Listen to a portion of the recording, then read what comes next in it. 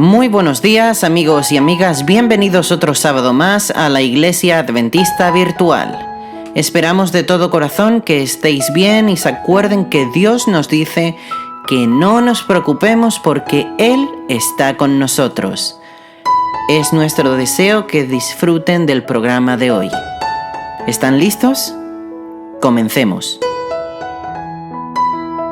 Enfoque misionero.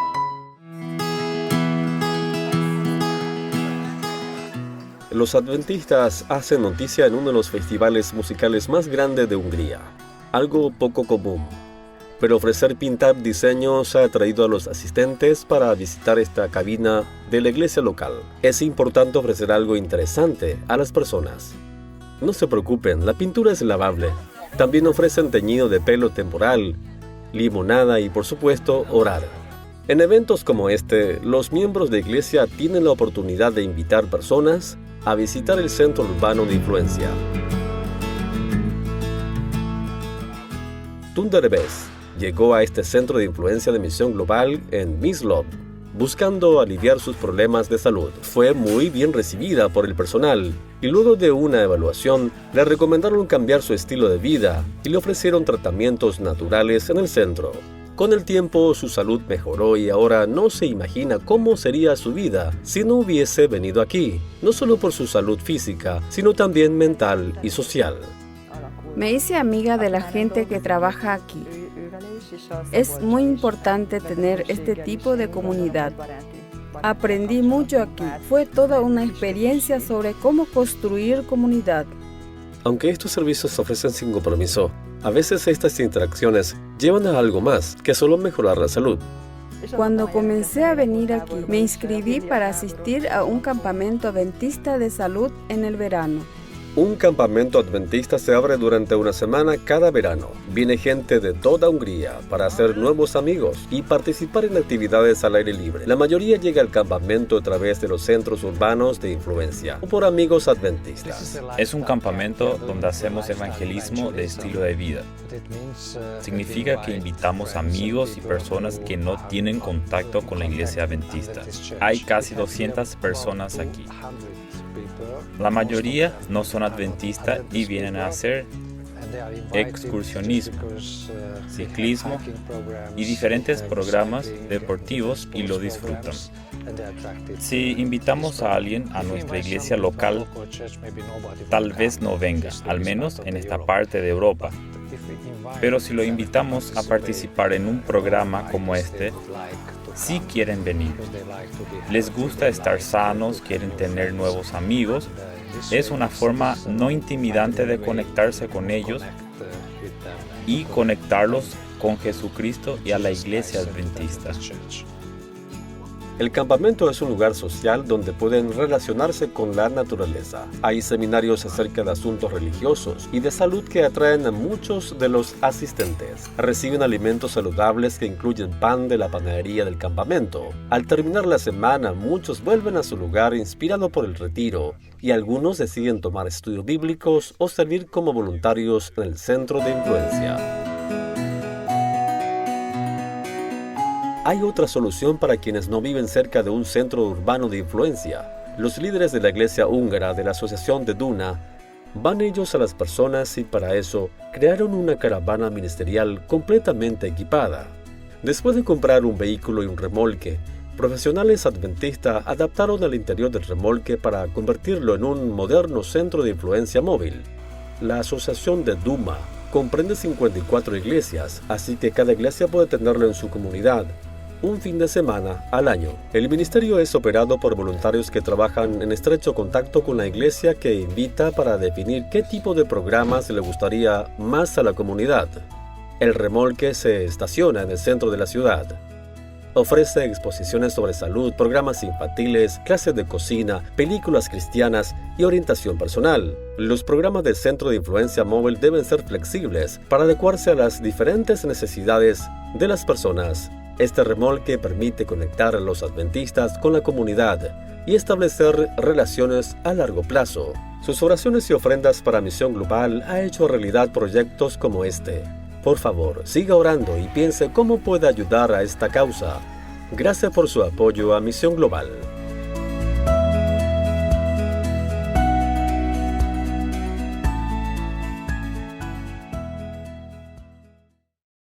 Momentos musicales.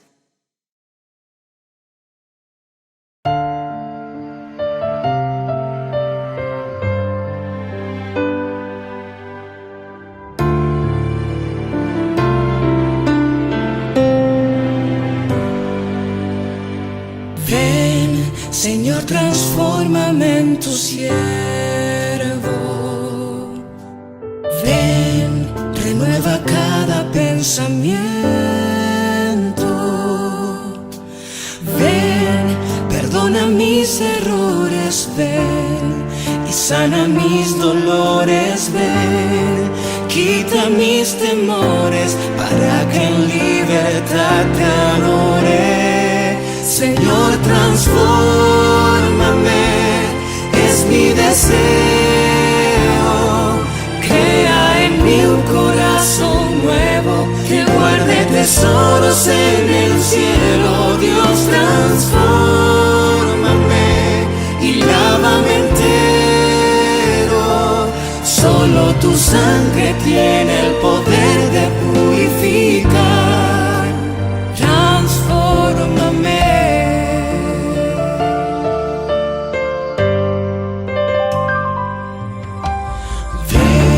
Señor, y llévame a tu encuentro.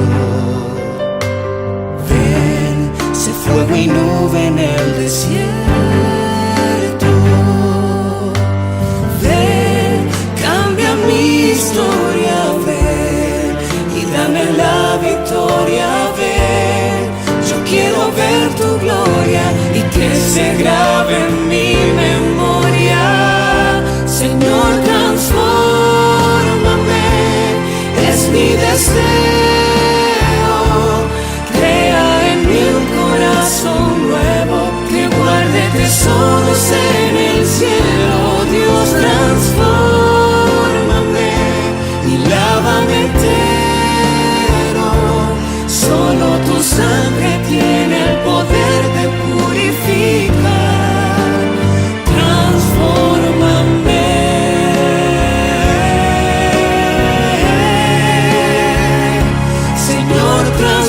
Transfórmame, es mi deseo. Crea en mí un corazón nuevo que guarde tesoros en el cielo. Dios, transfórmame y lávame entero. Solo tu sangre tiene el poder de purificar. Transfórmame.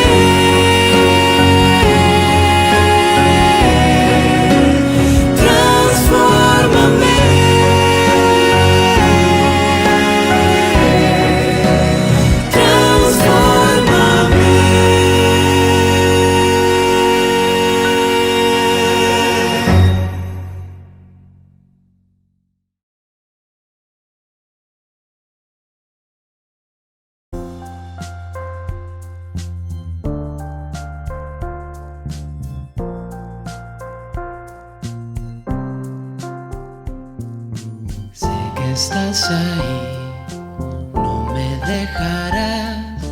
Hoy te doy mi vida, cámbiala.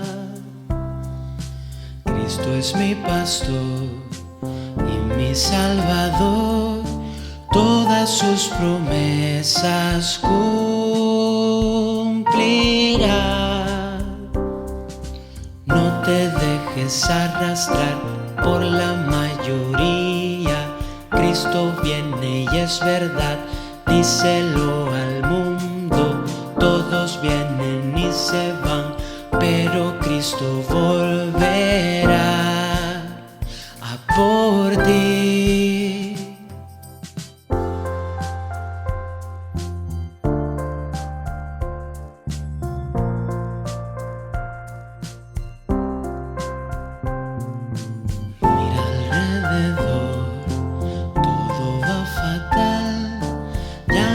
Esperanza ni amor, todo cambiará, llanto no habrá, no más muerte existirá.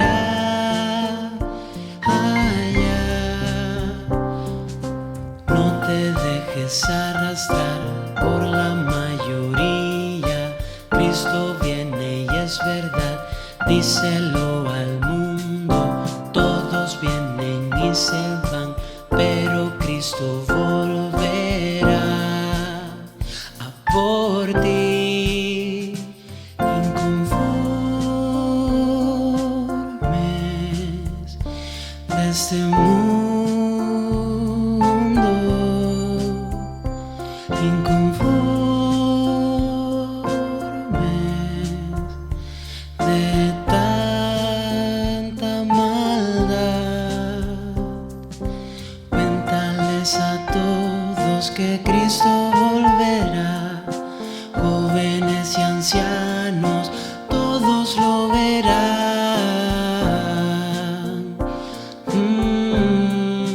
Oh, cambia hoy tu mundo, sal a anunciar, dales esperanza, todo cambiará.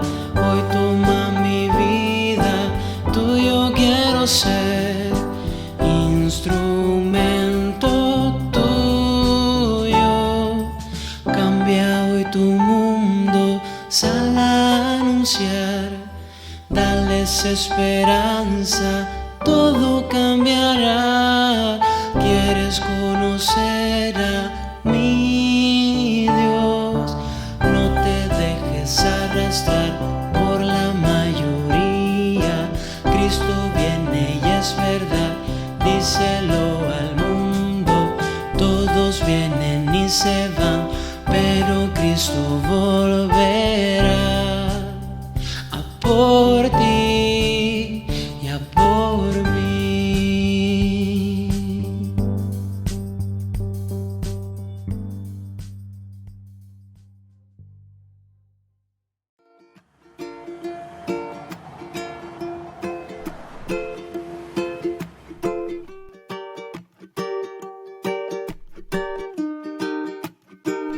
No creas que en mis días siempre brilla el sol, pues nubes aparecen sin avisar. Y cuando está oscuro, yo también tengo miedo. No pienses que mis flores nunca morirán. A veces he pedido y me han dicho no. A veces yo espero, a veces yo me canso. Mas nada me impedirá sonreír y alegre estar. Yo puedo en Él confiar, a cada paso mi Dios conmigo está. Y tengo paz, en Cristo tengo paz. Yo paso la tormenta, seguro y escondido en el Señor. Tengo paz, no puedo entender que en medio del desierto renace la esperanza por doquier. Tengo paz.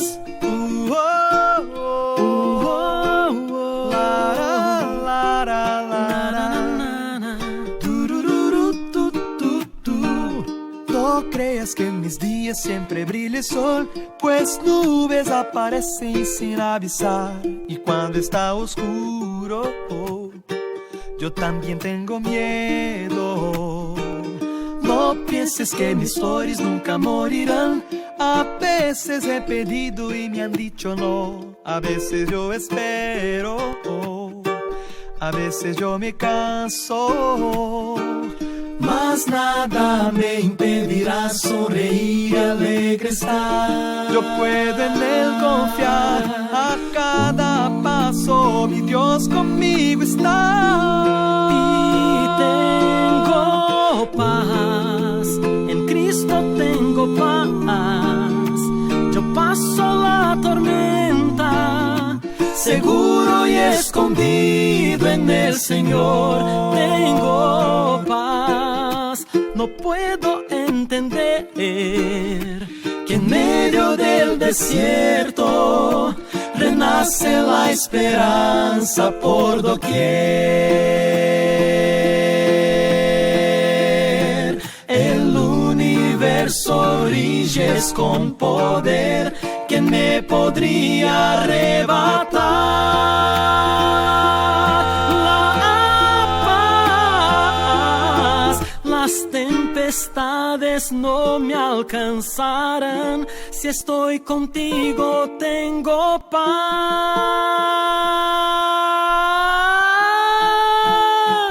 Tengo paz, en Cristo tengo paz. Yo paso la tormenta, seguro y escondido en el Señor. Tengo paz, no puedo entender que en medio del desierto renace la esperanza por doquier. Tengo paz.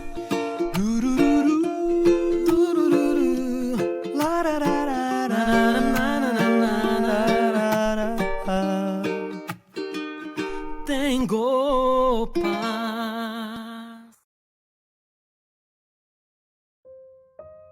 Momentos de oración.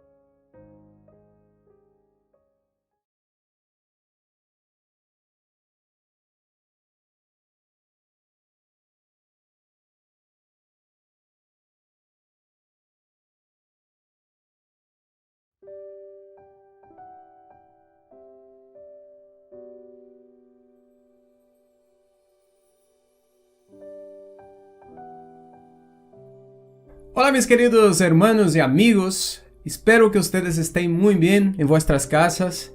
Estamos aquí en la escuela sabática. Quiero agradecer a todos los que han separado este pequeño momento para recapitular un poquito lo que hemos estudiado en la lección de esta semana. Mi familia y yo estamos bien aquí en la casa durante la semana, haciendo lo que podemos hacer en la casa para mantenernos ocupados. Es muy importante en estos momentos que estamos pasando de crisis, mantener la mente ocupada, sea leyendo libros, estudiando la palabra de Dios, haciendo algún tipo de curso online o actividades que podamos hacer a la distancia. Es importantísimo que mantengamos nuestra mente ocupada y no nos centremos tanto en lo que está pasando en el mundo, en las tragedias, porque eso nos puede llevar a deprimirnos. Entonces, tenemos que tener claro que nosotros somos el pueblo de Dios, que somos hijos de Dios. Tenemos que tener claro que Dios nos cuida y que el Señor quiere que aún en medio de los problemas tengamos felicidad, tengamos alegría y paz. Espero que ustedes se encuentren bien y que este mensaje de esta mañana sea un mensaje de esperanza para todos nosotros. Antes de entrar en el tema de la palabra de Dios de esta semana, o sea, de la lección de Escuela Sabática, vamos a hacer una oración. Te invito a que ores conmigo en este momento. Querido Señor, nuestro Dios y Padre, muchas gracias porque nos das el privilegio y la oportunidad de estudiar juntos tu palabra. Y aún a la distancia, Señor, como estamos en estos momentos, que tu Espíritu, Señor, nos acompañe cada uno en nuestros hogares para que lo que vamos a recapitular y a hablar en esta mañana encuentre lugar en nuestras vidas, en nuestros corazones y pueda animarnos y darnos esperanza. Bendícenos, Señor, bendice a todas las familias de tu pueblo y todo eso te lo pedimos en el nombre de Jesús. Amén. Bueno, mis queridos, vamos a entrar en el tema que hemos estudiado esta semana. Hemos empezado un nuevo trimestre en donde vamos a hablar sobre la palabra de Dios, sobre la Biblia, y en esta primera lección vamos a hablar sobre la singularidad de la Biblia. Sin dudas alguna, la palabra de Dios es un libro, la Biblia es un libro muy singular. Y bueno, he separado aquí, de hecho he descargado desde internet esta presentación en PowerPoint porque ya está hecha, entonces no tenía por qué hacerla otra vez a mi modo. A mí me gusta la cosa un poco distinta, pero me gusta porque el mensaje que aparece en esta presentación es un mensaje que resume la lección que hemos estudiado, la lección de esta semana. Bueno, lo primero que hemos visto y estudiado es que la palabra de Dios tiene 66 libros y estos 66 libros se escribieron por un periodo de más de 1500 años, siendo retratados por unos 40 autores más o menos, con poca o casi ninguna relación entre ellos. Eso es impresionante porque es un libro autores, así se dice, no sé, multiautores, creo que así se dice, ¿no? Ahora, una cosa interesante, que de todos los libros de la antigüedad, la Biblia es el libro del que se conservan más manuscritos. Eso no lo sabía, lo descubrí esta semana. Más de 24.600 manuscritos con distintas partes de la Biblia. La Biblia fue el primer libro en ser traducido de forma escrita, ¿no? Y el primero en ser impreso por Gutenberg en su imprenta. Muy interesante todo eso. No quiere decir que el libro haya sido el primero, la Biblia haya sido el primer libro a ser traducido, porque antes, claro, en muchas ocasiones los libros eran traducidos de forma oral, pero de forma escrita fue el primer libro a ser traducido. Es interesante, es un libro muy singular. Es, por ejemplo, el libro más traducido en la actualidad, abarcando el 95% de las lenguas habladas en la actualidad. Y es interesante porque incluso hay algunos lugares en el mundo, algunas zonas en específica, en donde algún pueblo, alguna aldea, no tiene un lenguaje escrito y aún ahí los misioneros se encargan de grabar la palabra de Dios en un audio para esta lengua local y muchas de estas personas que no tienen escritura, pero sí que tiene la palabra escuchada en MP3, en audio, lo que sea. Eso es interesante, es sin duda un libro singular. Ahora, esos son datos. Podríamos seguir aquí hablando de muchos otros datos interesantes y curiosos sobre la Biblia, pero la Biblia lo que hace especial, lo que hace la Biblia un libro es... Ahora me estoy trabando. Lo que hace de la Biblia un libro tan singular y especial no es tanto los datos, sino otros aspectos. ¿Quieres descubrir qué es lo que hace la Biblia de verdad especial?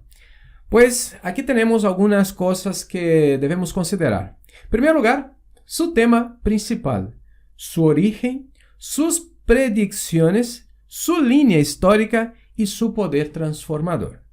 Vamos a empezar hablando un poquito sobre el tema principal de la palabra de Dios. Y en Deuteronomio capítulo 32, versículo 47 nos dice: porque no son palabras vanas para vosotros, sino que de ellas depende vuestra vida. Es curioso porque la Biblia es ante todo, ante cualquier otro tema o cualquier otro dato, es la palabra de Dios. Es un mensaje que Dios escribió directamente para nosotros. Es nuestro manual de instrucciones. O sea que el ser humano, si no sigue el mensaje que aparece en la palabra de Dios, el ser humano está viviendo en vano. Porque fíjense que en Juan capítulo 10, versículo 10, en el medio de un mundo de muerte, nos dice el mensaje de Jesús que Él vino para darnos vida y vida abundante. El tema principal de la palabra de Dios tiene que ver con nuestra felicidad. Dios, el que nos hizo, nos envió su palabra, el manual de instrucciones, para que si nosotros seguimos el manual, tengamos vida y tengamos vida en abundancia. ¿Y cómo hacer para tener vida abundancia? Es interesante porque no hay otra forma, solo a través de Jesucristo, porque no hay otra manera por la cual podemos ser salvados, ser salvos y vivir para siempre. Hebreos capítulo 5 versículo 9 nos dice que Cristo Jesús es el autor de nuestra salvación y es el personaje central de la palabra de Dios. El Antiguo Testamento anuncia a Jesús y el Nuevo Testamento presenta a Jesús. Y ambos testamentos, que en realidad son un todo, proclaman el poder redentor de Jesús y anuncia el futuro glorioso que Él ha preparado para nosotros. Hermanos, sinceramente me gustaría estar ahora aquí en una clase de escuela sabática y que todos pudieran compartir sus pensamientos, porque, no sé, yo lo veo tan maravilloso el tema de la palabra de Dios. El mensaje principal, el tema central de la palabra es maravilloso, ¿no? Todo lo que Jesús puede hacer por nosotros. Entonces, nosotros podemos tener vida eterna a través de Cristo Jesús, que está anunciado en su palabra, pero ¿qué puedo hacer yo? ¿Vale? Lo que puedo hacer es aceitar a Jesús como mi Salvador. Y es lo que la Biblia nos dice de tapa a tapa, que Jesús es el centro, que si nosotros aceitamos a Jesús vamos a tener palabras de esperanza para nuestra vida. Bueno, vamos a avanzar. Ese es el tema principal de la palabra de Dios. Ahora vamos a hablar un poquito sobre el origen de las escrituras sagradas. Segunda de Pedro, capítulo 1, 21, hay un texto muy conocido que dice: porque nunca la profecía fue traída por voluntad humana, sino que los santos hombres de Dios hablaron siendo inspirados por el Espíritu Santo. Entonces, el Espíritu Santo, que es Dios, influyó en la mente de las personas, de personas muy distintas, para que escribieran la Biblia con sus propias palabras, el mensaje divino. Entonces, la Biblia es la palabra de Dios escrita en palabras humanas. Es interesante porque cuando empezamos a analizar, por ejemplo, los escritos de Moisés, vemos la influencia de la cultura egipcia en lo que él está escribiendo, de la cultura, del lenguaje egipcio, la simbología. Es interesante porque cada uno escribe según el conocimiento que tiene. Vemos que algunos lo escriben de forma más sencilla, otros lo escriben como Pablo, por ejemplo, de una forma más, no se me fue la palabra, no difícil, sino más elaborada, por así decir, ¿no? Y es interesante porque estos distintos personajes de la Biblia, por ejemplo, el caso de Moisés. Moisés era un dirigente político y militar. Amós, por ejemplo, era un ganadero, un agricultor, ¿no? Samuel, Jeremías eran sacerdotes, eran jóvenes, mientras otros eran mayores, estos eran jóvenes. David, Salomón eran reyes. Ezequiel, Daniel estaban en el exilio. Mateo, por ejemplo, era un cobrador de impuestos. Pablo era un erudito, un fariseo, por ejemplo, podríamos decir. Juan era un anciano que estaba aprisionado en una isla. Lucas era un médico, historiador y pagano. Y Pedro era un pescador. Y así podemos seguir hablando de los distintos personajes que tenemos aquí en la palabra de Dios. Ahora, lo curioso, se me trabó aquí, que estas personas tenían, no sé si puedo volver atrás aquí está, que estas personas tenían, ahí está, distintos oficios, distintas edades, distintos niveles culturales, distintas nacionalidades, distintas circunstancias, pero todos se permitieron ser usados por Dios. Por eso, la Biblia es como un engranaje que no desentona en ningún momento. Desincroniza, ¿no? Desentona sería de música. Es como una serie de engranajes que van sincronizados. Por eso la Biblia no se contradice. Porque todos los personajes, a pesar de serem distintos, fueron inspirados por el mismo Espíritu Santo. Vamos a seguir aquí. Hemos hablado ya de su mensaje, del mensaje principal de la Biblia, del origen de la Biblia, y ahora vamos a hablar de las predicciones, que es muy interesante. Amós capítulo 3, versículo 7 nos dice: porque no hará nada Jehová el Señor sin que revele su secreto a sus siervos, los profetas. Entonces, aproximadamente un 35% de la Biblia son profecías. Dios anuncia siempre con antelación lo que va a ocurrir. Y eso es especialmente cierto, aquí en este caso nos centraremos, por ejemplo, en las profecías que tienen que ver con la vida y el ministerio de Jesús. Nosotros acabamos de estudiar una lección de Daniel donde hemos visto retratada la historia de los imperios del mundo de una manera, pero espectacular, o sea, de una manera precisa, incluso hablando de años, días, incluso horas en algunos casos. Es impresionante las profecías que están en la palabra de Dios. Pero especialmente en la lección aquí vamos a hablar un poco sobre lo que aconteció con Jesús. Las profecías que tenían que ver con Jesús. Por ejemplo, voy a mencionar aquí Jeremías, por ejemplo, predijo que Jesús sería un descendiente de David. Miqueas, que nacería en Belén. Malaquías 3:1 dice que sería precedido por Juan Bautista, ¿no? Él habla del profeta Elías, en fin. Zacarías decía que él entraría en Jerusalén a lomos de un asna. Isaías 53, que es toda una profecía mesiánica, dice que fue golpeado y herido, dice que no se defendió, que fue sepultado entre ricos. Zacarías dice que sus discípulos huirían.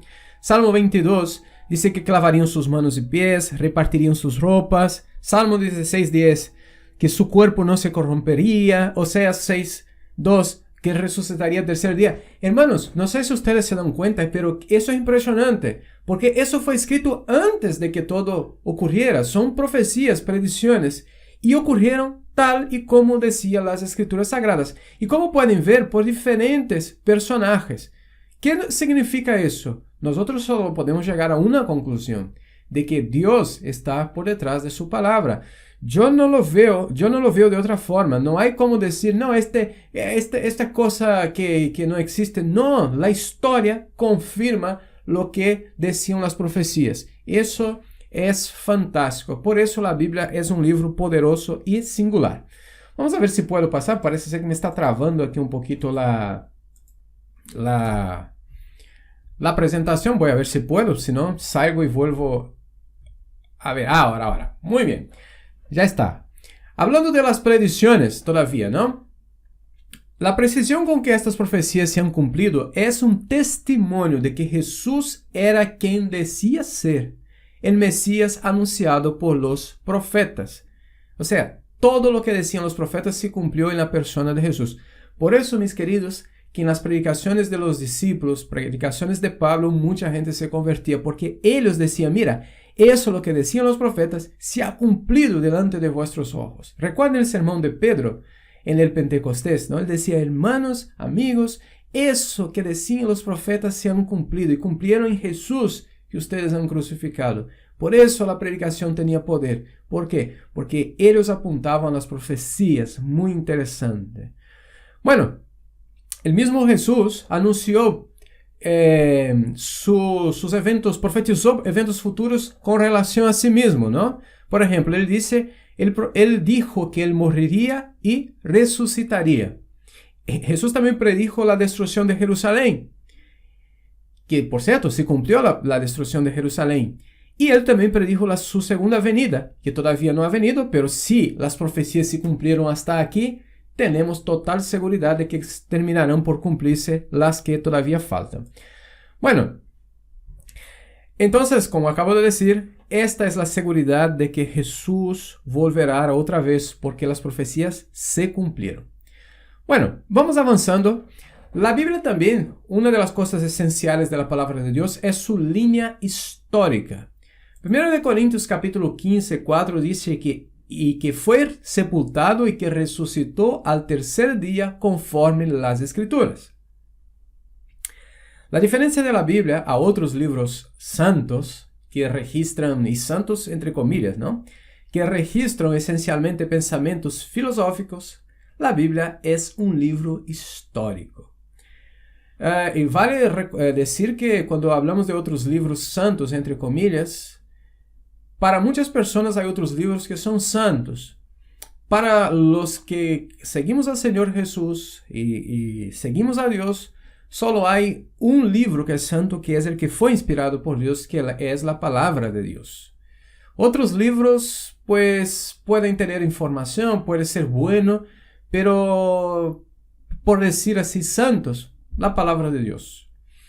Bueno, lo que decía, se habla de personas, se habla de circunstancias concretas, se mencionan lugares concretos, ciudades, montes, ríos. Entonces la Biblia tiene una línea histórica muy interesante, porque la línea histórica del Antiguo Testamento se centra en la historia de un pueblo que espera el cumplimiento de la venida de un Mesías.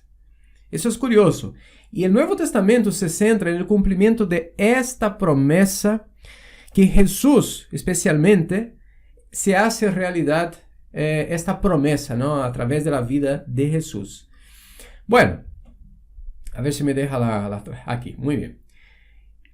Se mencionan detalles concretos de la sepultura de Jesús, el dueño del sepulcro, la guardia ante la tumba, el sello de los sacerdotes. Por eso es un libro que tiene una línea histórica. Se habla de los que lo vieron y lo tocaron, las mujeres, los discípulos. Se dice que comió con ellos, que paseó y charló con ellos. La Biblia deja patente que la resurrección de Jesús fue una realidad histórica. También nos dice que fue primicias de una resurrección futura, o sea, la nuestra, ¿no? Entonces, como dice Pablo, si nosotros no creemos que Jesús ha resucitado, nuestra fe, nuestra práctica cristiana es vana, ¿no? Porque Cristo es la seguridad de que nosotros también vamos a resucitar y vamos a vivir con Él por toda la eternidad. Es interesante eso de la línea histórica, porque, por ejemplo, para la gente que estudia arqueología, cuando encuentran cosas que están dichas en la Biblia, eso se confirma que realmente es un libro que pasó a través de la historia.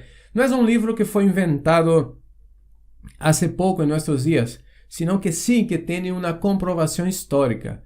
Por ejemplo, por muchos años, de hecho hace poco tiempo que se dio veracidad a la Biblia, cuando descubrieron que, por ejemplo, Babilonia, que era mencionada en la palabra de Dios, fue encontrada la ciudad de Babilonia y se comprobó lo que decía la palabra de Dios, la Biblia. Porque hasta hace algunas décadas se creía que Babilonia era una ciudad de estas fantasías, ¿no? De que no existe, una leyenda, como decían de Jericó, por ejemplo, de las murallas de Jericó, hasta que encontraron la ciudad. Lo mismo pasó con Babilonia. Por ejemplo, aquí estoy abriendo un pequeño paréntesis para comentar sobre Babilonia, porque me gustan mucho esos temas de arqueología. Como la Biblia decía que Babilonia estaba al lado de un río, por muchos años la gente miró por este río, por los laterales y nunca encontraron la ciudad. Y decían, es mentira, eso de la Biblia, eso inventaron, nunca existió un Nabucodonosor, nunca existió un tal Daniel, nunca... Hasta que una vez, hasta que alguien visitando algunas personas que vivían cerca de la orilla del río, vieron que las personas en sus casas, los balduinos, no sé cómo se dice en español, tenían algunos ladrillos quemados en sus casas y preguntaron, pero ¿dónde ustedes? Y la persona pregunta, ¿no? ¿De dónde ustedes sacaron estos ladrillos? Y ellos decían, bueno, de Babilonia. Y la gente decía, esta gente está loca, ¿no? ¿Cómo va a sacar de Babilonia? Hasta que alguien se les creyó y dijo, pero ¿de dónde sacan? Y ellos mostraron para una montaña. Y esta persona fue hasta ahí y descubrió algunos ladrillos quemados. Empezaron unas excavaciones y adivina, descubrieron la ciudad de Babilonia. El río había tomado otro curso, quizás en la noche en que los medos y persas desviaron el curso del río para invadir a Babilonia, no se sabe, pero por eso Babilonia ya no estaba ubicada, o posiblemente sea por eso Babilonia ya no estaba ubicada al lado del río. Y cuando los historiadores descubrieron eso, los arqueólogos, por fin se comprobó que la Biblia tenía razón. Entonces, es interesantísimo porque al día de hoy mucha gente sigue buscando ciudades que se mencionan en la Biblia porque saben que si la Biblia ha acertado con otras tantas ciudades, estas otras que no se hallaron hasta hoy están ahí y se encontrarán si Dios lo quiere y si Dios lo permite. Entonces me gusta mucho ese tema de la línea histórica de la Biblia porque la Biblia cuenta con detalles, a veces con nombres, con fechas, con detalles que nos muestra la veracidad de la palabra de Dios.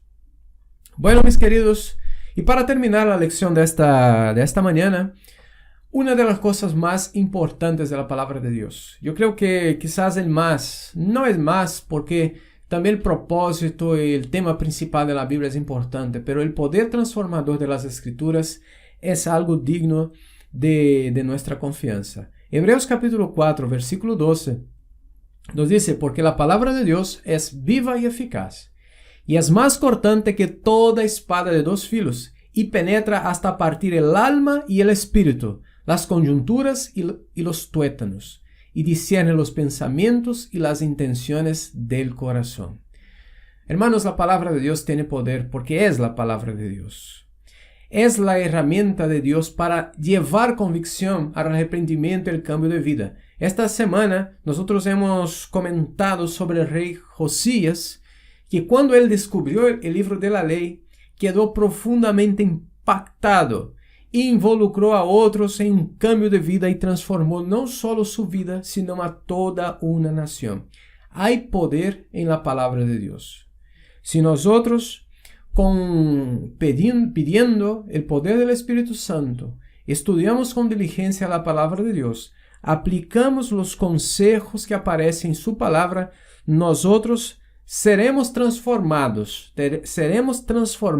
por la palabra de Dios. Hay poder en la palabra de Dios. Y claro, mis hermanos, este sería uno de los rasgos más importantes de la singularidad de la palabra, su poder transformador. Miles y miles de personas, de vidas que han sido transformadas por el poder de Dios, son testimonios vivos del poder de la Biblia Sagrada, de las Escrituras Sagradas. Eso nadie lo puede negar. Una persona que no cree en la palabra de Dios puede decir todo, puede decir de los datos históricos, puede inventar miles de excusas. Pero si hay una cosa que no se puede cuestionar, es la transformación que hace la palabra de Dios en nuestras vidas. Hermanos, seamos nosotros también este agente en manos de Dios, esta herramienta en manos de Dios, para mostrar al mundo lo que la palabra de Dios, a través de Jesús, que es la palabra viva, el verbo de Dios, ha hecho en nuestra vida, para que de esta forma, a través de nuestro testimonio personal, que es más impactante, más poderoso que las palabras, puedan también llevar esperanza y transformación a la vida de otras personas. Mis queridos, yo les dejo en esta mañana con este resumen de la escuela sabática. A mí me ha gustado bastante este mensaje. Espero que les haya gustado también. Que el Señor os bendiga, que les dé una buena semana y recuerden, pensamientos positivos. Ocupen vuestras mentes con cosas positivas. Dios, a pesar de todo eso, nos está dando una oportunidad. Recuerden que en todas las cosas ayudan para el bien o contribuyen o aportan para el bien de aquellos que aman al Señor. Aproveche este momento para sacar una lección provechosa, para estudiar la palabra, para aplicar estos conceptos y para afianzar todavía más su relacionamiento y su conocimiento con el Señor Jesús. Que el Señor os bendiga en esta mañana. Amén.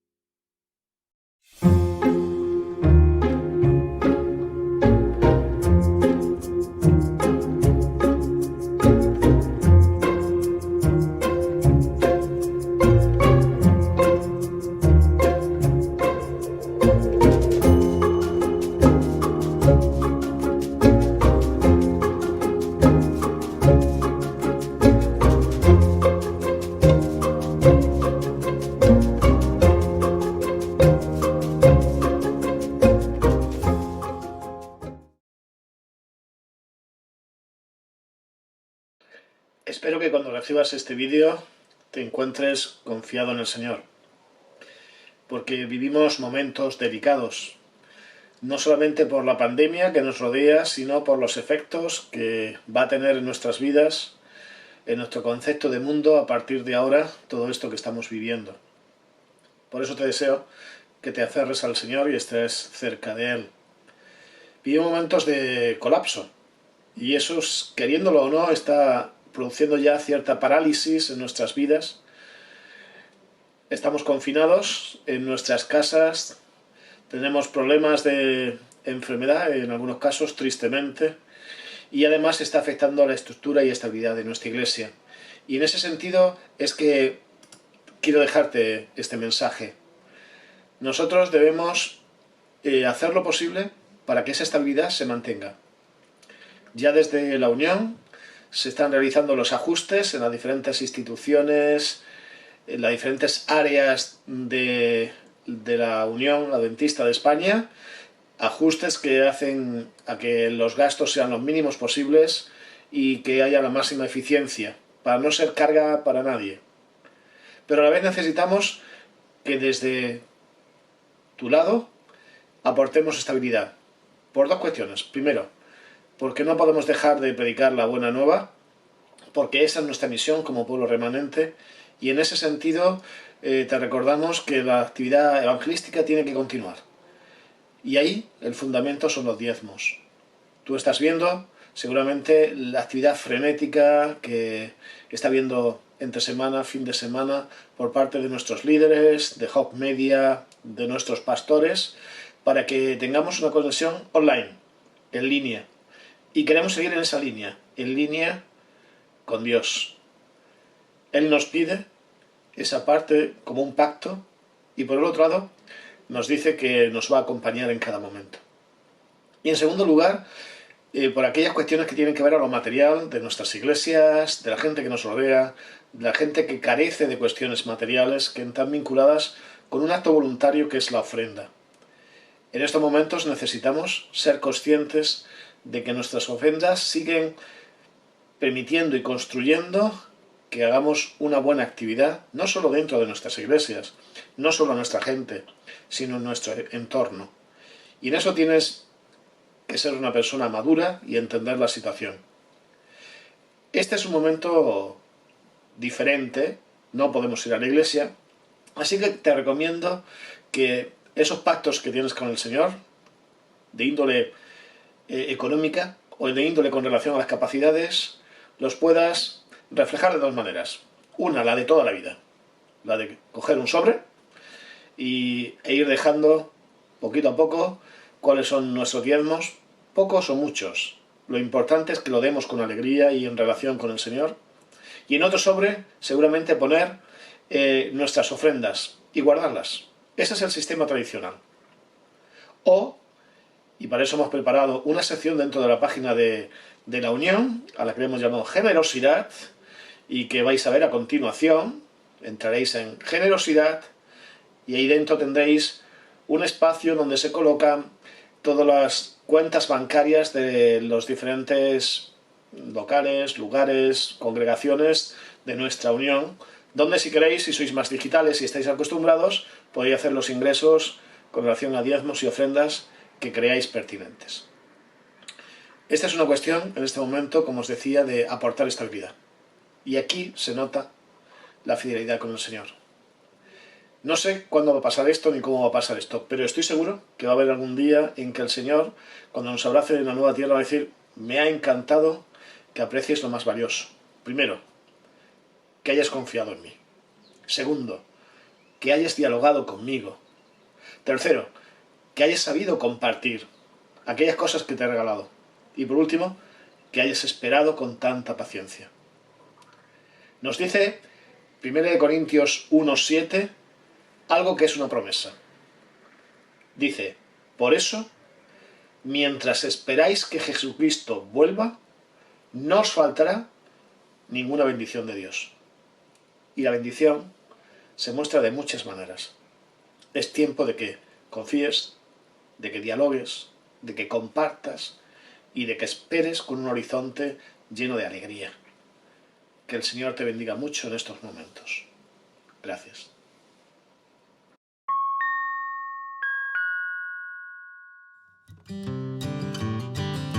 Y ahora viene el momento más esperado de toda la casa, la historia para los peques.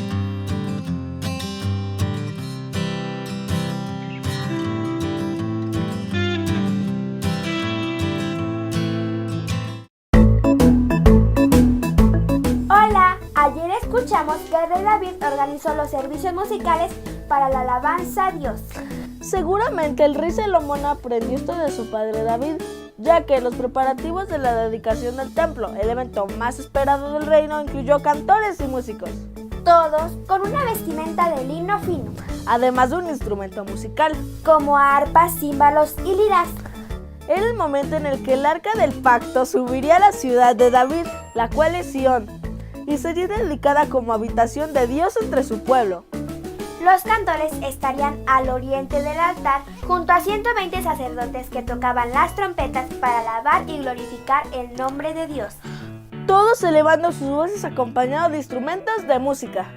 ¿Te imaginas cantando en un coro o en una orquesta al igual que ellos? No, pero es que bueno. Al templo vamos ya, vamos a adorar, a dirigir la música a nuestro Creador. Con solemnidad, levitas caminen ya, con alabanzas al Señor, gloria en el cielo. Sí, sí, cantaremos, sí, sí, en su templo, sí, sí, al eterno Dios. Hola, señor. Hola, disculpe, señor. ¿A dónde van? Hola, vamos a la dedicación del templo de Jehová. El rey Salomón ha terminado su construcción. ¿Y qué significa dedicar el templo? Significa que cantaremos a Dios para agradecer lo que ha hecho por nosotros, y que el templo que hemos construido será para adorarle, para platicar con él y sentir su presencia. ¿Y por qué? Lo siento, tenemos que irnos. Nos esperan para iniciar la alabanza. Caminen, vamos ya, con solemnidad, alabaremos al Creador del cielo y la tierra. Mi nombre es Asaf, líder del canto soy. Fui puesto por el rey David para la adoración, levita de nacimiento. ¿Pero qué es un levita? ¿Sigues aquí? Bueno, los levitas son los descendientes de los hijos de Leví, antepasado de Aarón, hermano de Moisés.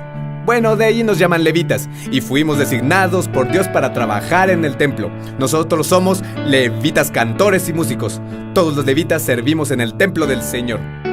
Para mí es un privilegio cantarle a Dios, y quiero hacerlo todo el tiempo que pueda.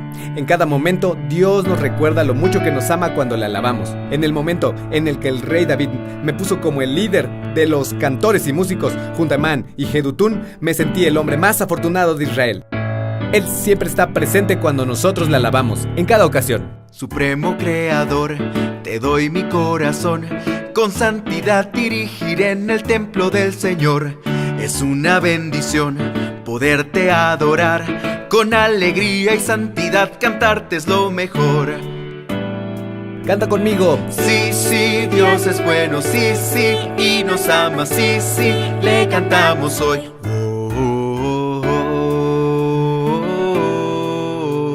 Levitas, vamos ya, vamos a adorar, dirigiremos música en el templo del Señor.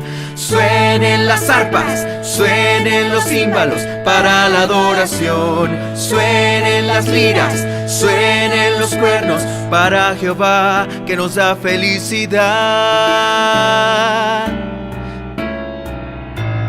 Sí, sí, Dios es bueno, sí, sí, le cantamos, sí, sí, para siempre es su amor.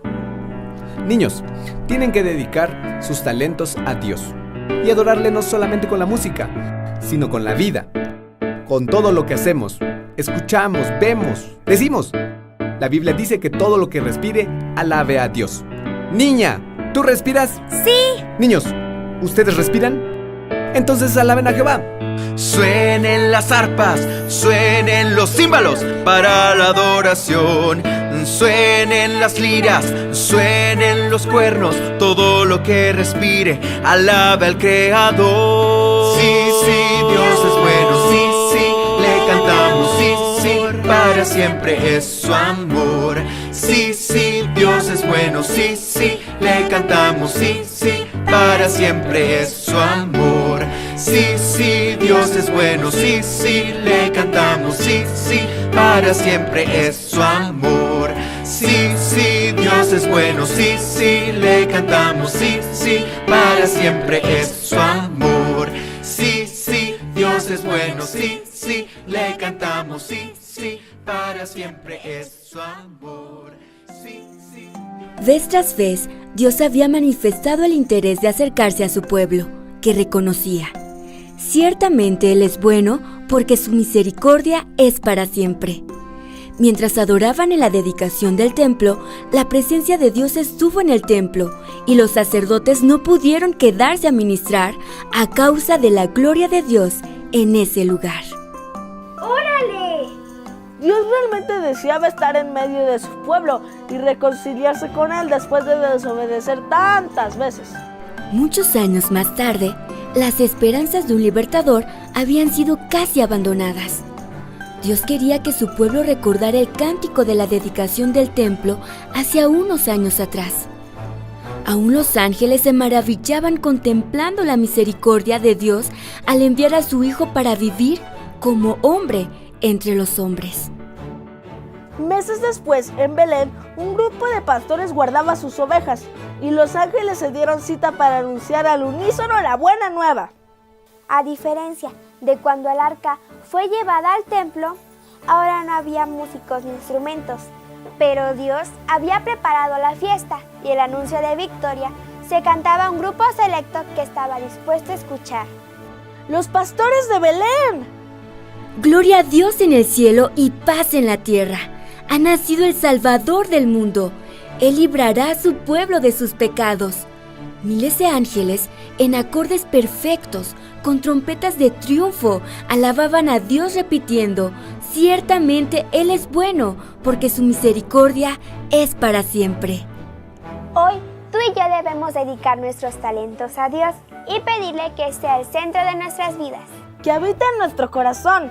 Si lo alabas, ten la seguridad que Él vendrá a tu vida y la llenará de gozo, paz, bondad, mansedumbre y esperanza. Como pasó con los sacerdotes, tu alabanza traerá la gloria de Dios y el pecado no podrá trabajar en tu vida, porque Dios será quien la dirija. ¿Nos contagiaremos del cántico celestial? Estamos en ese momento de la historia en el que debemos de dar las nuevas de salvación. Nos toca ser instrumentos de Dios y proclamar como los ángeles que Él viene pronto. Estamos a poco tiempo de ver cara a cara a nuestro Salvador. Hagamos una explosión musical y compartamos que Jesús viene pronto.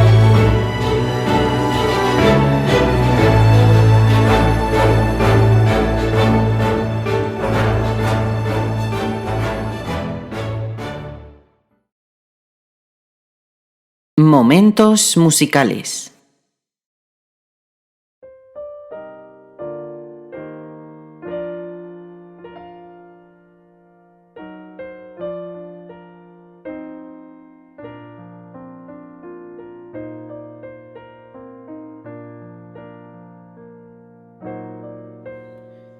Al andar con Jesús en su fulgida luz, en mi senda su gloria veré, y su voz he de oír, pues promete vivir con aquel que obedece por fe. Su santa ley obedezco por fe, y feliz para siempre con Jesús estaré.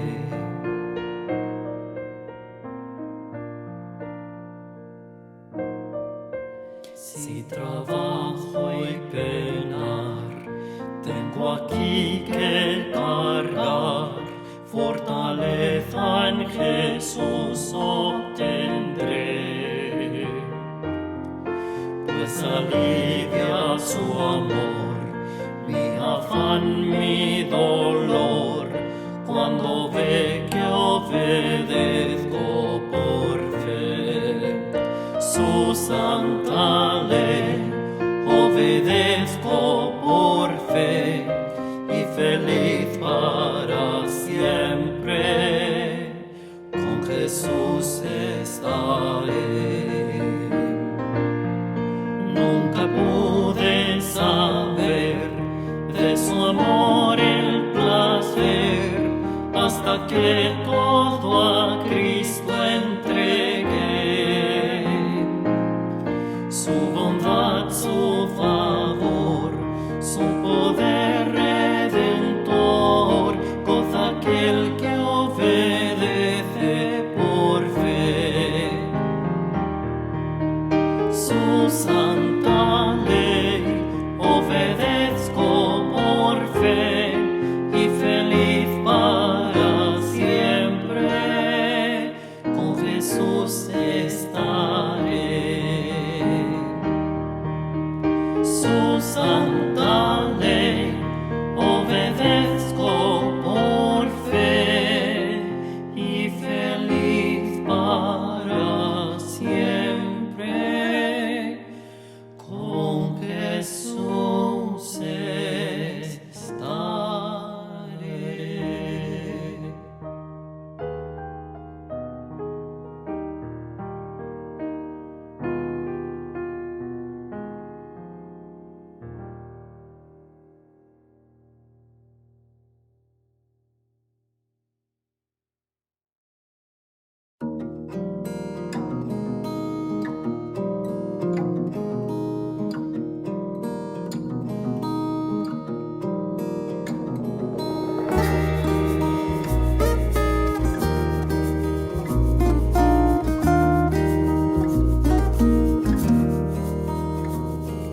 Estás cansado y sientes que vas por el camino equivocado. No tiene sentido llorar, no tienes por qué desistir. Es tu elección, con Cristo hoy puedes vivir.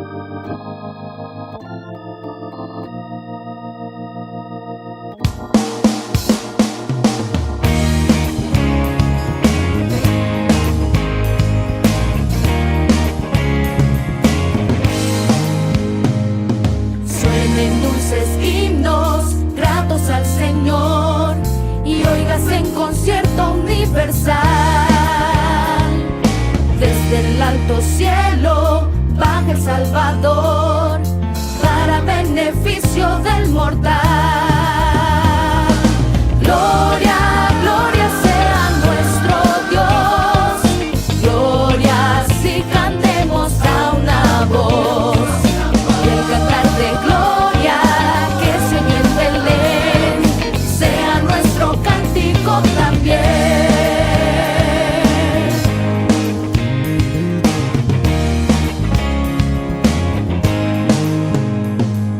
Surge en nuestras almas noble gratitud hacia el que nos brinda redención. Jesús el Cristo, que nos da salud, tributemos nuestra adoración.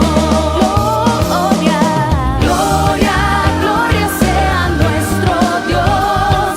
Gloria si cantemos a una voz. Y el cantar de gloria que se oyó en Belén sea nuestro cántico también. Gloria, gloria sea nuestro Dios. Gloria si cantemos a una voz. Y el cantar de gloria que se oyó en Belén sea nuestro cántico también.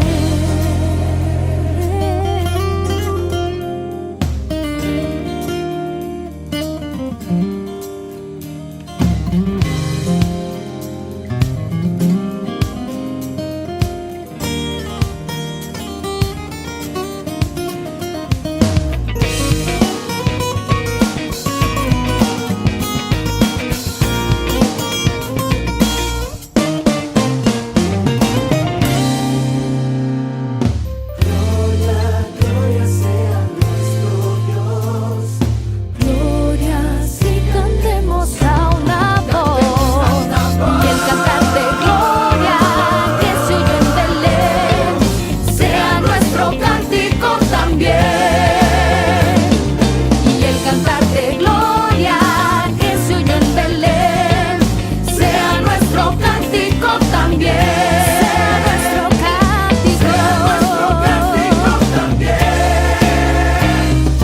Sea nuestro cántico también.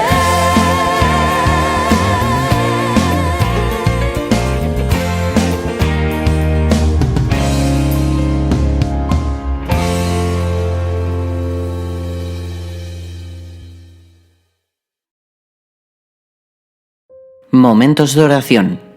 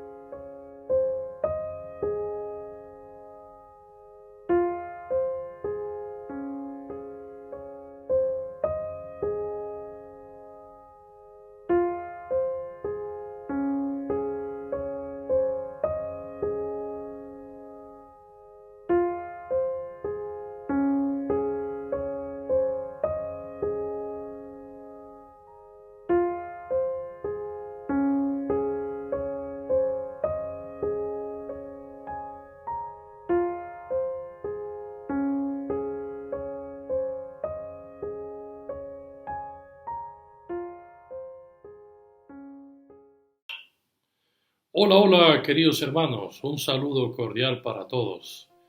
En este tiempo de reflexión quisiera compartir con vosotros un mensaje más de la palabra de Dios. En esta ocasión quisiera referirme al profeta Amós.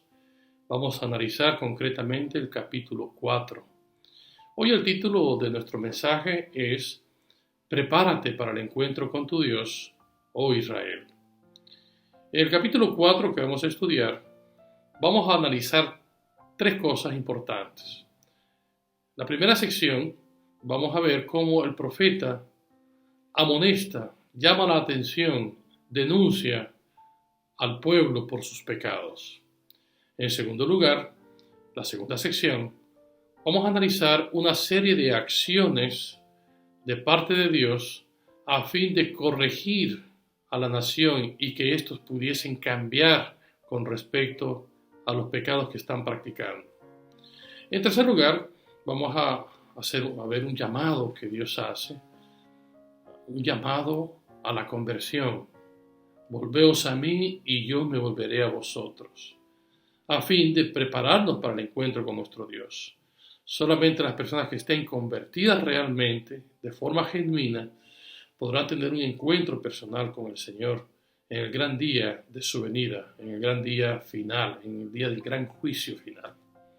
Bueno, vamos a entrar en materia y vamos a analizar en primer lugar la denuncia que hace el profeta Amós con respecto a los pecados de su pueblo. Amós capítulo 4, versículo 1, dice la Biblia: Oíd esta palabra, vacas de Basán, que estáis en el monte de Samaria, que oprimes a los pobres y quebrantáis a los menesterosos, y que decís a vuestros señores, traed y beberemos.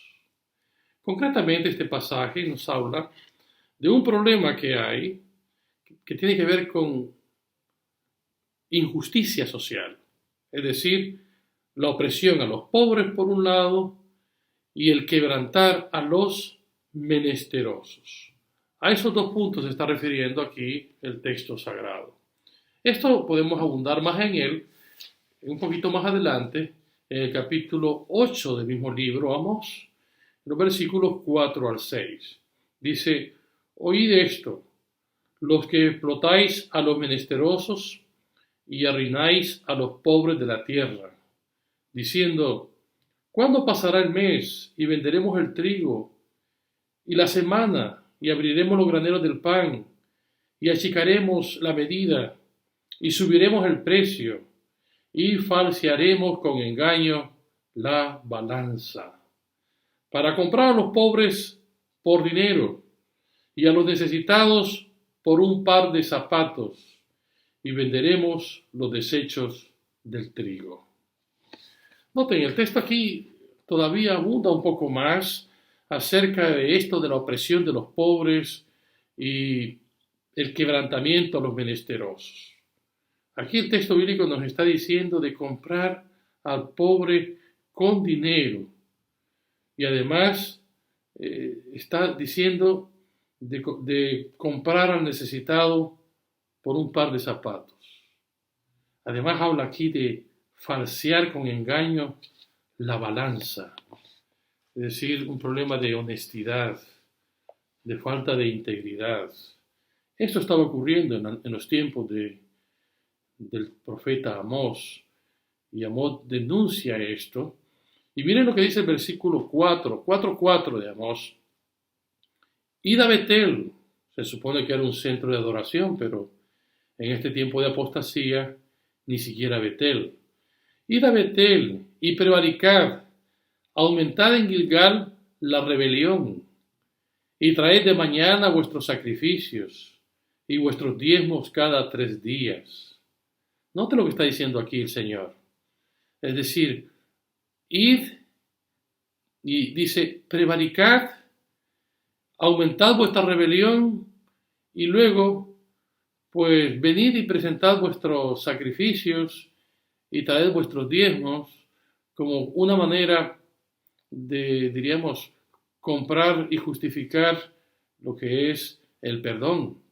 Y no es así, es una forma irónica de expresarse aquí. Dice, prevaricar, revelar y traer de mañana vuestros sacrificios y vuestros diezmos cada 3 días.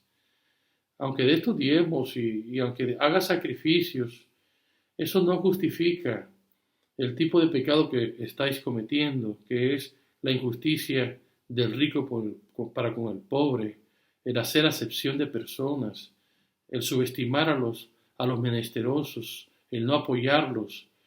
Ese es el problema que está presentando aquí el profeta Amós. Ahora vamos a analizar la segunda sección. En la segunda sección vamos a analizar cómo Dios de alguna manera permite ciertas cosas, e incluso la Biblia misma dice cómo Dios muchas veces tiene que actuar a fin de corregir la actitud de su pueblo con respecto al pecado, a la iniquidad que están cometiendo. Vamos a analizar una serie de acciones que presenta el profeta, y son 5 por lo menos, y en forma de estribillo, en las 5, siempre termina con una expresión, y la expresión es, y no volvisteis a mí, dice Jehová. 5 veces va a repetir la misma expresión. Es decir, Dios de alguna manera actúa de forma determinante para que el pueblo cambie y ellos, sin embargo, no cambien. Veamos lo que nos dice Amós capítulo 4, pero veamos lo que nos dice el versículo 6. Dice, os hice estar a diente limpio en todas vuestras ciudades, y hubo falta de pan en todos vuestros pueblos. Mas no volvisteis a mí, dice Jehová. Aquí nos está hablando la Escritura de hambre, falta de pan. Os hice pasar, dice, a diente limpio, que es una expresión que quiere decir que eran tiempos difíciles de hambruna, tanto así que el pobre no tenía para comer. Y lo curioso es que todos los pueblos circunvecinos también estaban pasando por estas circunstancias complicadas. Hoy, al igual que aquel tiempo, es curioso que hay ciudades donde hay abundancia de pan. Y hay otros sitios donde falta y hay escasez. Y Dios de alguna manera tiene que permitir esto, a fin de que el pueblo cambie, los líderes cambien, y que cambien así las circunstancias. Pero hay una segunda acción que Dios hace. Y quiero decirles que estas son acciones en contra de la naturaleza de Dios, porque Dios realmente es amor. Así lo dice la palabra. La naturaleza de Dios es amor. Sin embargo, muchas veces tiene que permitir ciertas cosas dentro de su pueblo a fin de que ellos cambien, procedan al arrepentimiento y haya una verdadera conversión. Veamos la segunda acción de parte de Dios. O detuve la lluvia 3 meses antes de la siega, e hice llover sobre una ciudad, y sobre otra ciudad no hice llover. Y sobre una parte llovió, y la parte sobre la cual no llovió se secó. Y venían 2 o 3 ciudades a una ciudad para beber agua, y no se saciaban. Y con todo esto, no volvisteis a mí, dice Jehová. Presenta ahora el Señor un segundo problema. De hecho, está hablando aquí de la falta de lluvia, pero aquí es muy concreto. Falta de lluvia antes de la siega. En el tiempo de Israel había lluvia temprana y lluvia tardía. La lluvia temprana tenía el propósito de hacer germinar el fruto. Y la lluvia tardía, meses después, era su propósito hacer madurar el fruto. Es decir, que el fruto pudiese crecer y estuviese listo para la cosecha.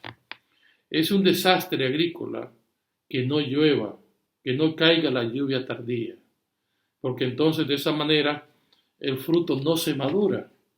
Y entonces, al no madurar el fruto, prácticamente la cosecha se convierte en un verdadero fracaso.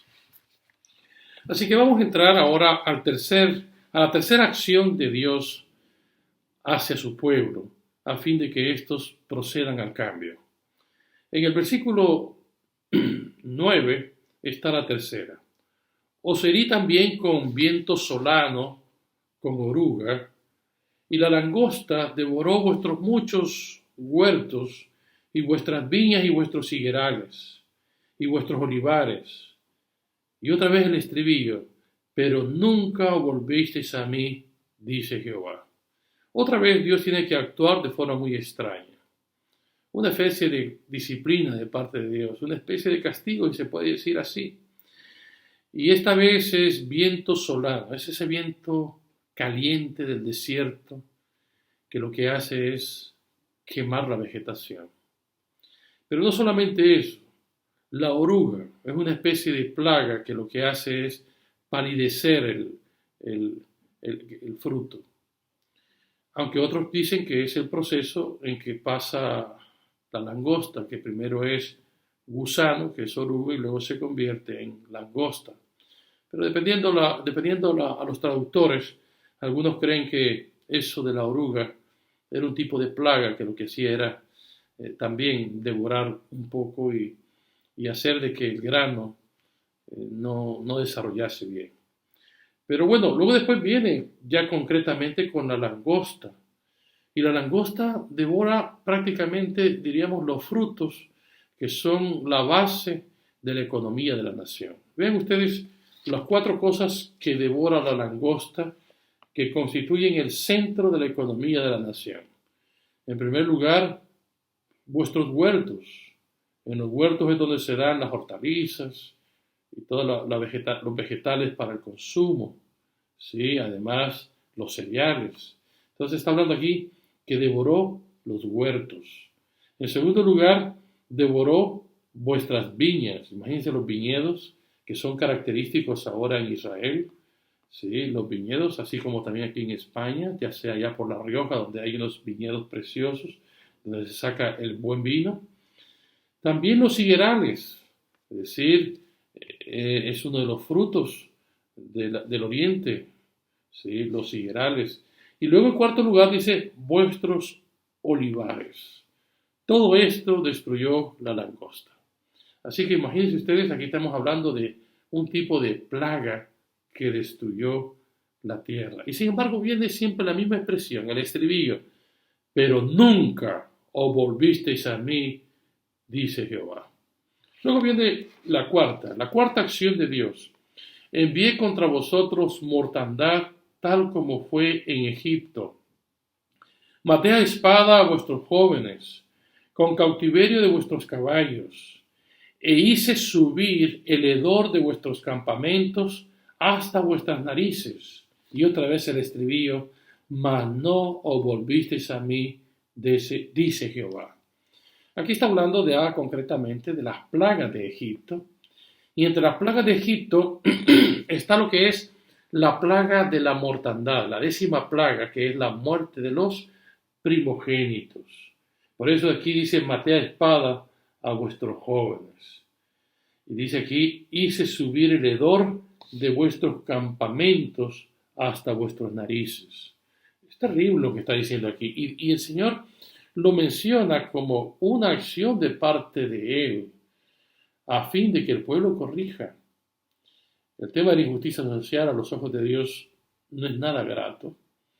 El que nosotros subestimamos al pobre y no le apoyemos y no le ayudemos y no paliemos el hambre de la gente y no ayudar al menesteroso, eso no lo ve bien nuestro Señor. Así que por eso dice aquí, como cuarto punto, envié contra vosotros mortandad. Bueno, vamos al quinto.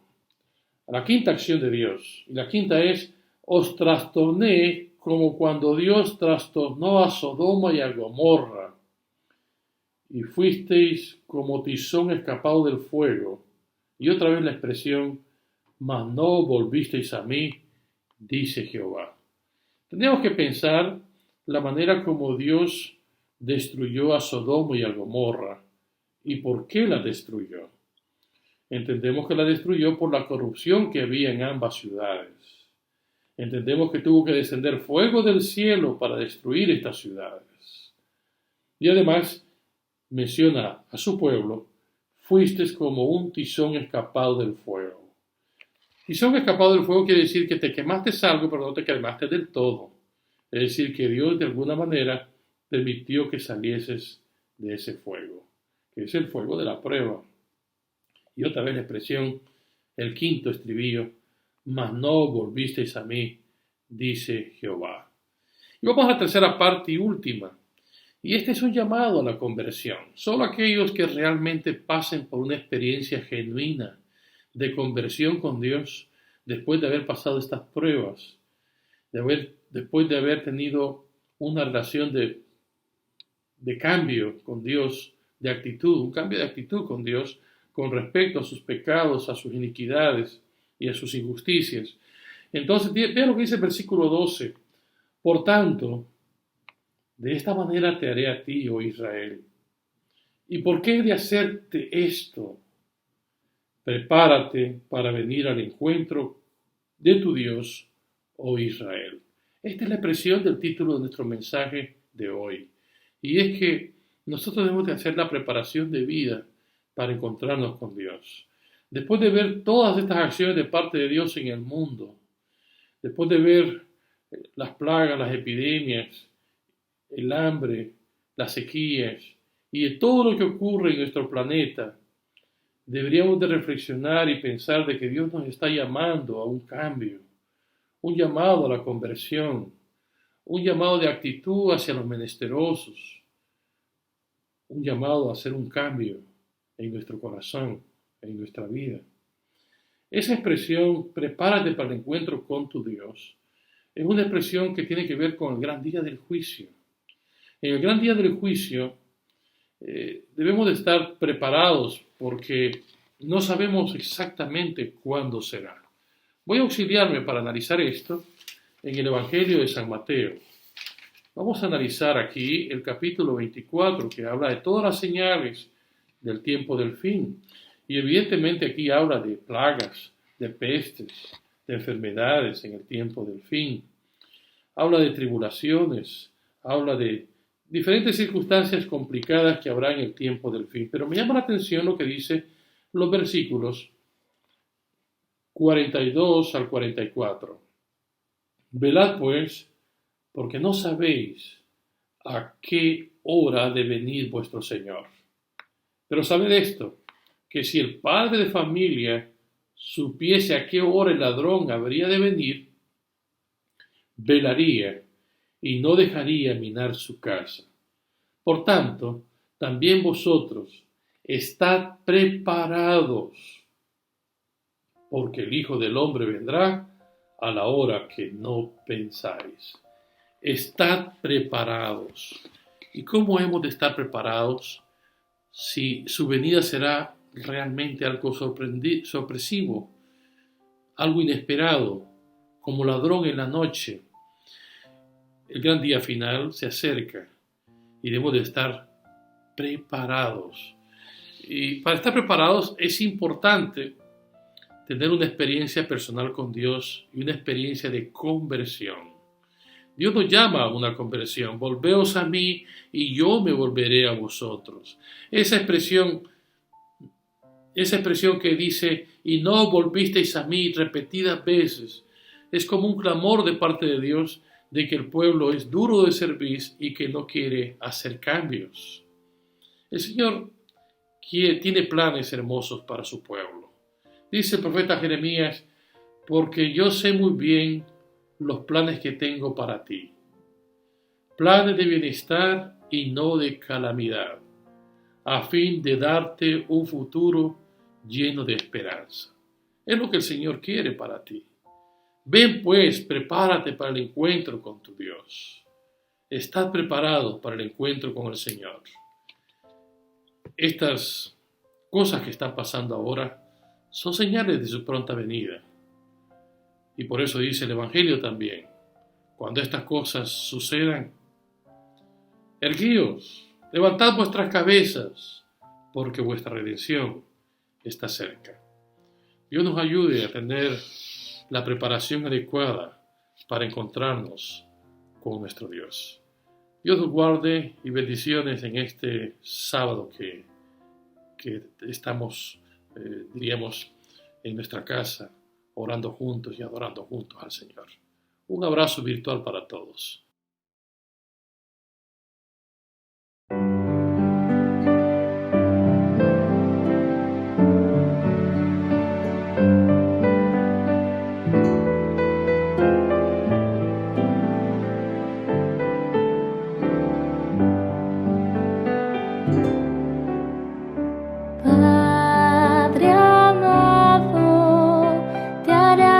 paso por tus planes, grandes sueños tienes para mí. Tú me guías por las sendas de esta vida, a tu lado nada faltará. Yo te amo más que a todo. Si estoy débil, tú eres fuerte y a mi lado estás. Te agradezco, Padre amado, porque unes nuestra